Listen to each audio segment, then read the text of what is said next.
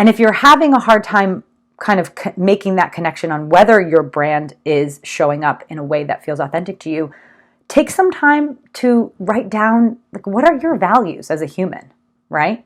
What are your values? What are causes that really move you? What are the things that you fight for? What are your non-negotiables, right? And make sure that you are creating a business that is a reflection of those values, okay? So Rachel is a very good example of that. And if you know, whether you know her or not, dipping into her world and seeing how she shows up is it's very inspiring as a brand, as a business owner.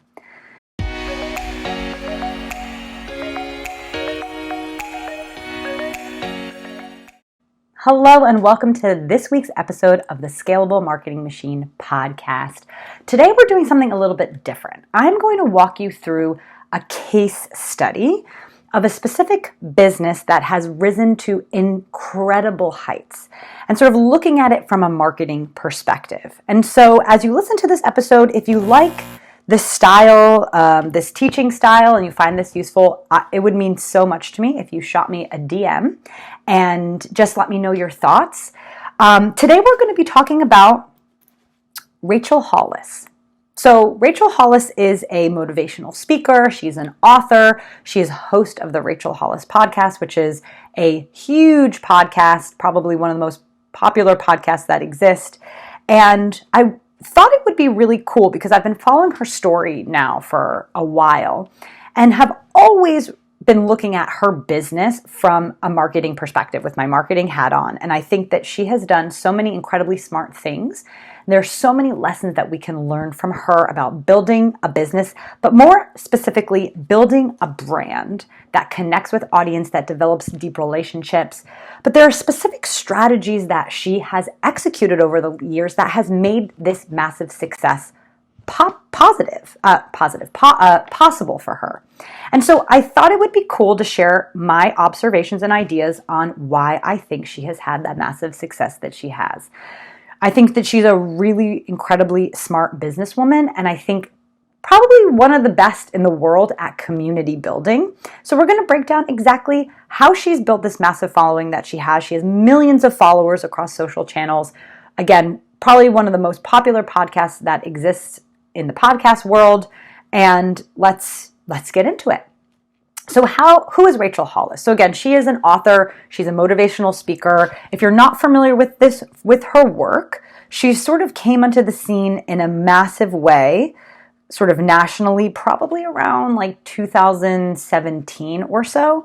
And it is after one of her social posts went viral.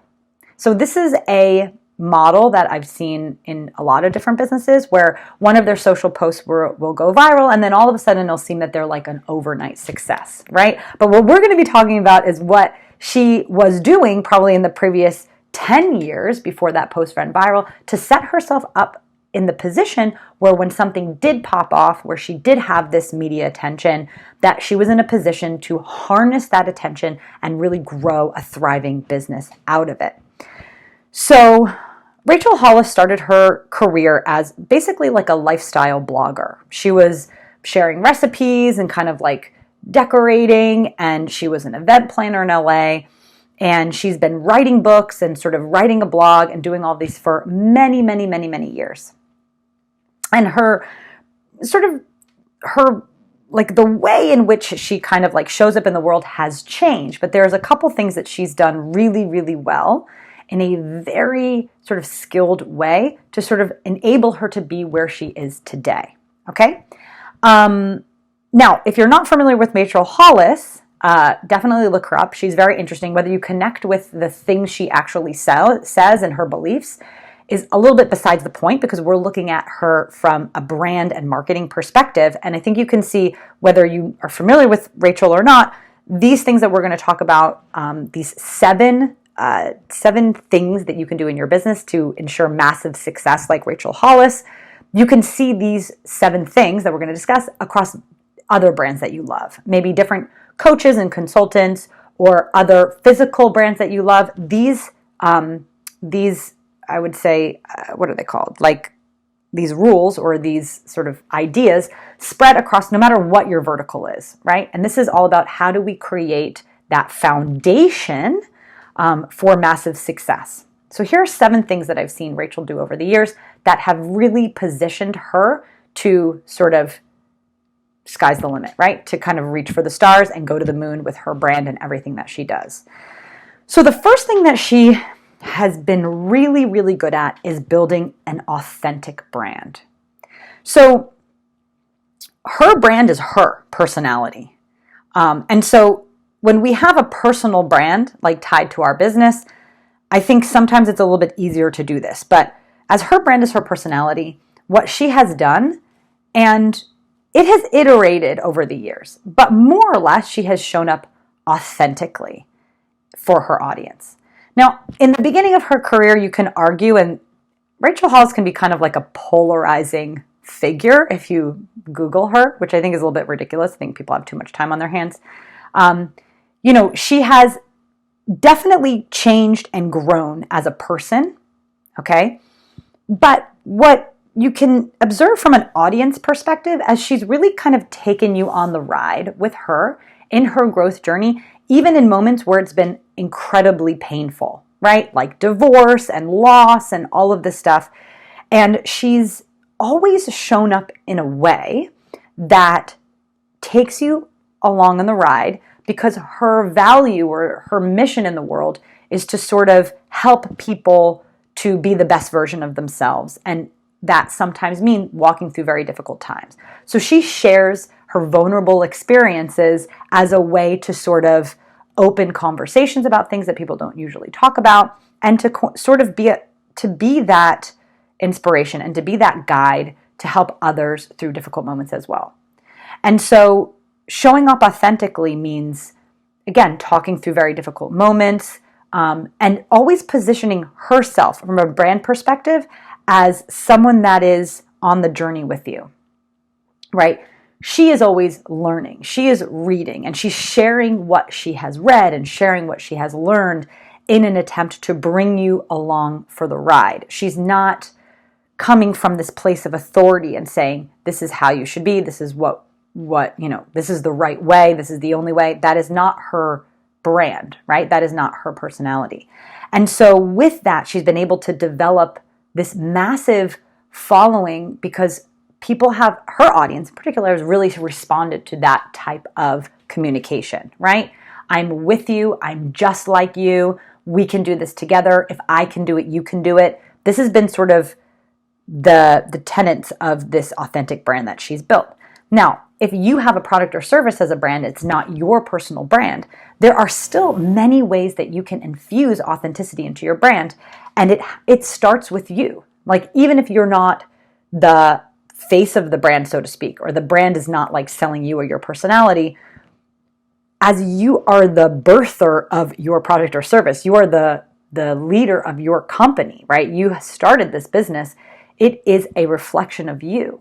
And so therefore, the things that you talk about, the way that you talk, your brand personality should be a reflection of you, right? Because it is your baby, it is your business, right?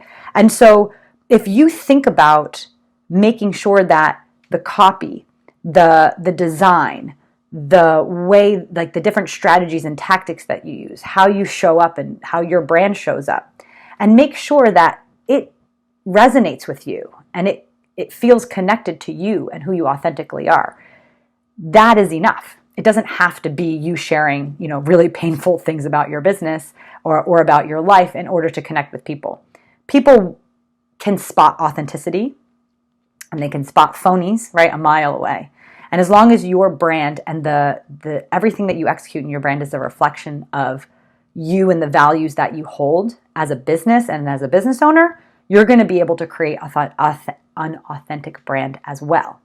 And if you're having a hard time kind of making that connection on whether your brand is showing up in a way that feels authentic to you, take some time to write down, like, what are your values as a human, right? What are your values? What are causes that really move you? What are the things that you fight for? What are your non-negotiables, right? and make sure that you are creating a business that is a reflection of those values. Okay? So Rachel is a very good example of that. And if whether you know her or not, dipping into her world and seeing how she shows up is it's very inspiring as a brand, as a business owner. The next, I think, is the crux of her genius and the thing that I believe she is one of the best in the world at, which is mastering content. But more than that, mastering social listening and creating content out of social listening. So we know as business owners that we need to listen to our customers and clients, right? That we need to know them better than they know themselves. This is how we create great products and great offers, right? And we really serve our customers and clients well. But how many of us in true honesty can say that we are really listening to our customers and our clients, that we're in community with them? Many of us have social media managers, or we're just scheduling our social posts just to get content out there consistently. And we're looking at the numbers, how are our followers growing? And maybe we're even looking at engagement. But more than those metrics and numbers is the actual conversations, the questions, the comments. What is the content of those comments and the answers to those questions? Those are going to give you a lot of clues on the types of content you should be making that's going to resonate and connect with your ideal client, right? And she has been massive at that. And you can see that, the blog posts and the podcast episodes that she creates, a lot of them are just answering questions that her audience has. She actually even has a hotline, a 1-800 number where you can call and ask questions to her. And oftentimes she takes those questions, she turns them into podcast episodes, or she'll expand on those questions and turn them into additional content and things like that. So social listening is really, really important because a lot of us are, creating content to churn out content, and that is important, right? To churn it out and be consistently showing up. But the type of content that you make and making sure that your efforts are not wasted, that the things that you do are going to resonate with your audience, that's even more important. And it's something that I think is very inspiring from her brand and her business that she's done. The third piece is mastering social media. So Rachel Hollis has built her brand on Instagram. And while she doesn't maybe utilize it as much as she used to, because now she's very focused on growing her podcast and her YouTube channel. But for the past maybe 15 or 20 years, she was almost solely focused on Instagram. In fact, the rise of her success is a viral Instagram post where she was showing her cellulite or something. And it got so much attention, national attention, in fact, that Good Morning America was knocking on her door. Because she had spent the previous 5 or 10 years just consistently showing up on Instagram, but mastering that platform, understanding the types of content that she needs to be posting. What does the copy on her post need to say? What are the hashtags? Are hashtags even relevant anymore? Is the copy SEO optimized? Is the format of the video favorable for reels or stories? Or what does the feed look like? She has been so focused on one platform and being the best in the world, right? At that one platform, it's enabled her to grow. It's been a huge growth engine for her. Now, what do many of us do? Many of us, we spread ourselves too thin, and so we never really master any of those social platforms. And I fall victim to this as well. As I said at the top of the episode, I love hanging out on LinkedIn. That's where I spend most of my time. It's where I make a lot of connections. However, there's a birdie in the back of my head almost every other day that is oh, I should show up on Instagram, should grow my Instagram. Meanwhile, I don't love showing up on Instagram. Honestly, it's not my favorite platform. It just isn't. But I have this idea that I should be doing this because so many people have had massive success on Instagram. But when I step back, I'm I think my people, the business owners that I serve, the business connections that I make, I've gotten more clients out of LinkedIn. It makes much more sense to spend my time there. So I always have to really remind myself of that. And I think we all go through the same thing, right?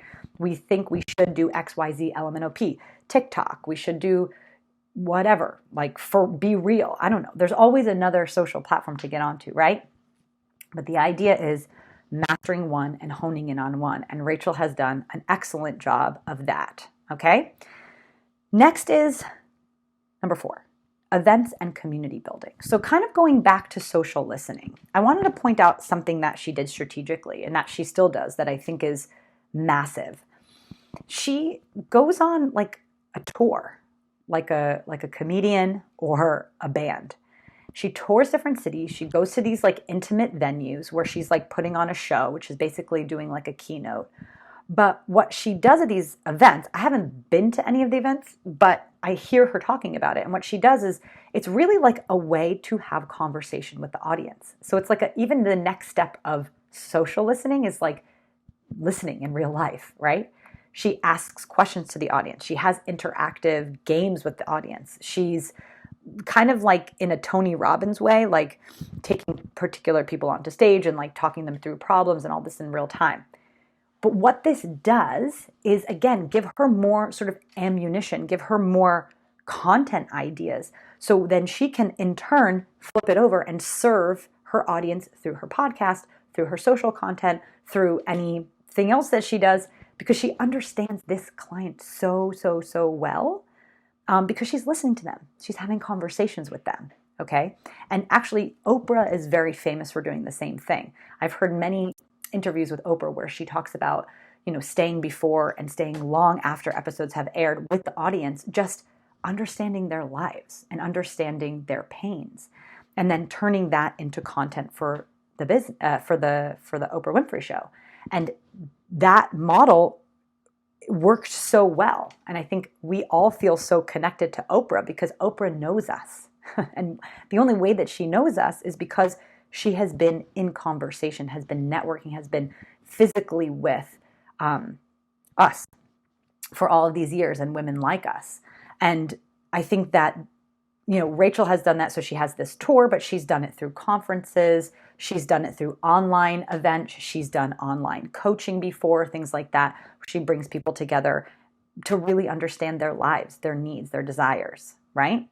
So I think like the one thing I could say, again, that has been the crux of Rachel's success is that being in community with her audience and listening to what her audience has to say, okay?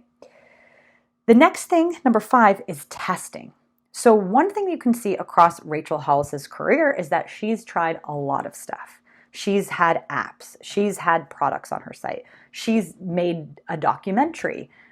She has these live events. She's done conferences. She's done business conferences. She's done masterminds. She's done all of these things. And over the years, she has been very smart to sort of put things into the world. And if they weren't working, to quickly stop them and move on. And this is something that I think a lot of us have trouble doing, but it's one of her qualities as a founder that I think has been incredibly smart. A lot of us, if we build something like an app, for example, we are so attached to the work that we've put into it. It's that like sunken cost fallacy where it's like if you've poured energy, time, and effort into something, you just like want to make it work. And even if something's not working or not giving you the return or people are not receiving it well, you just keep going into that same direction instead of iterating and improving and changing and shifting. So it has been, for her, she's always come with a consistent message and a consistent objective, which is to enhance people's lives and help them go towards their dreams, okay? But the way in which she served people have changed. It's sort of the same offer with that same outcome, but packaged in different ways. She's tried so many different things. And what we can see, like her life now and the business that she has now, is a reflection of all of those things and sort of seeing what works and double down on what worked. So through all of these, like the apps and the conferences and all these things, you can tell that she's doubled down on this podcast. And so everything that she does in her life, which is like getting incredible guests for the podcast, all of her social media is directed towards getting people to listen to the podcast or subscribe to the YouTube channel, right? It's all about building that audience because her revenue is through sponsorship and through advertising. And so the more that she can grow that audience, the better opportunity she'll have for advertisers. And she already is at the top of her game with the portfolio of advertisers that she has for her podcast. Incredible, like car brands and Quaker Oats and all of these things. So that is her objective, and she's very focused on that. And you can see all of the things that she's tried over the years and kind of now where her focus is and what is that one thing for her. But sometimes we need to try a lot of different things in order to find out what that one thing is for us. Number 6 is kind of ties back to number 1 of the brand authenticity, but is holding a steadfast commitment to your values and your pillars. So the other thing that I think Rachel is one of the best in the world at is really truly understanding her ideal client avatar, right? Her woman is this kind of every woman, this kind of, you can hear it in the way that she talks, the phrases that she uses, the examples that she uses, right? This woman is kind of this every woman, this middle America woman who's maybe not quite living the life that they want to live. And so they come to Rachel for that motivation, that spark, those ideas to learn and to grow. They feel safe with her because she's not this authoritarian figure. She's holding your hand. She's just like you. I'm in it with you, right? All of this is really appealing to this woman. And the 3 things that she's talked about over and over and over again for years is health, relationships, money. And that's really it. Like if you go through all of the things that she's hit that from many different angles and explored many different facets of these 3 pillars, but everything that she really talks about, it circles back to these 3 things. And she has pretty strong opinions on each of these topics. And so in that, she is a guide, right? Because people, they want to hear her ideas in order to formulate their own ideas, right? Now, again, these pillars, like no matter what the way in which she's presenting herself or packaging them, it's always the same. And that brings me back to the list and the last point I want to make, which is about consistency, okay? Rachel's been incredibly consistent. She's written, the popular books that her New York Times selling books have all been really focused around one main thing, which is like self-improvement, self-development, and focusing on these 3 things. She's shown up consistently on email, on social media, in conferences, on the podcast for years. And she hasn't, like, while her offers may have changed, her message has always remained the same. And it is that consistency in message over many, many years that builds that audience, that loyalty, and that revenue, like brick by brick. And I think this is something that a lot of us flounder with, right? Is not sticking with one ideal client avatar, right? Wanting to capture opportunity and going into different segments, or, creating new products that are totally different than what we're doing, right? Just not having a linear story over a very long period of time that people can connect to and that people can identify with.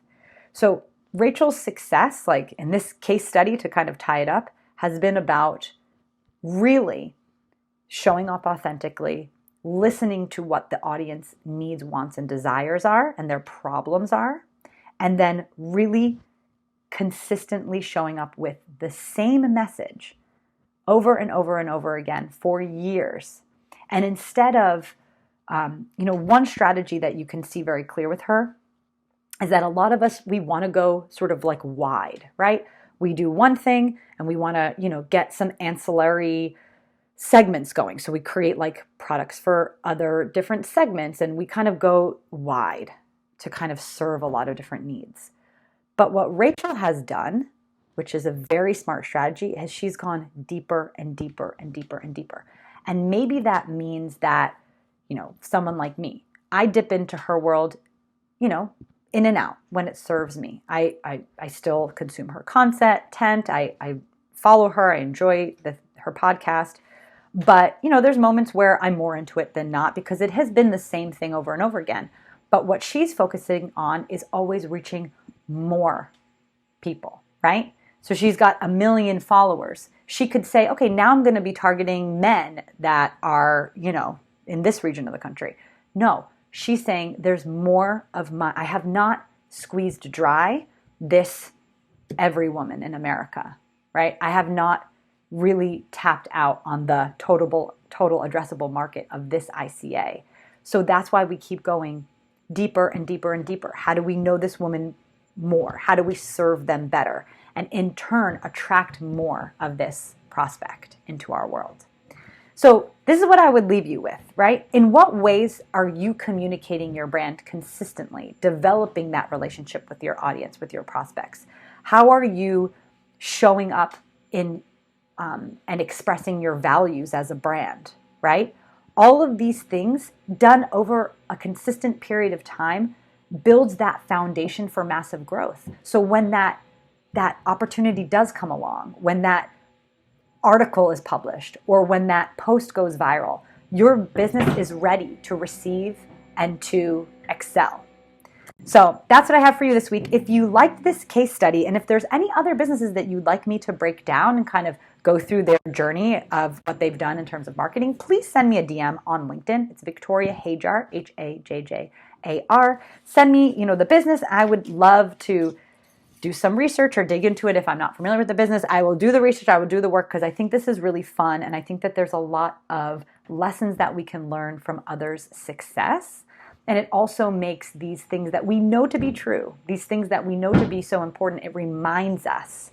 Because oftentimes when we're executing on our business, a lot of times we forget the basics. So doing these kind of case studies reminds us of the most important things we need to be focusing on to grow our business, to expand our audience, to build a brand that, has that like, know, and trust factor to build that audience and ultimately build the revenue.